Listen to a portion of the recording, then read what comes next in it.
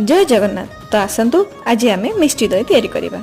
तो प्रथमे आम गुड़ को गैस रे टिके बॉईल करदेले ता भितर टिके पानी ऐड कले टिके भल भाव में फुटी गला परे ताको आमे फुटा जाइतिबा क्षीर रे ऐड करदेले सेथिरे आमे माप मुताबक दही ऐड कले तापरे गुजराती ऐड कले ताको भल भाव में फेंटिले तापरे ताको गोटे अलग जगह ट्रांसफर करिकी बटर पेपर गोड़ेकी रखीदेले। आपन पाखरे जदि फॉइल पेपर थिबो आपन ताको भी गोड़ेकी रखी पारिबे।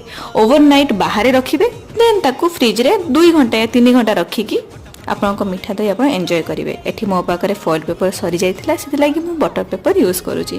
तो एबे ओवरनाइट बाहर आ खाइबा पूर्व 2 घंटा रेफ्रिजरेट करबा। तो देखो तो एबे प्रस्तुत हो सारी चलते टेस्ट करिक जानिबा।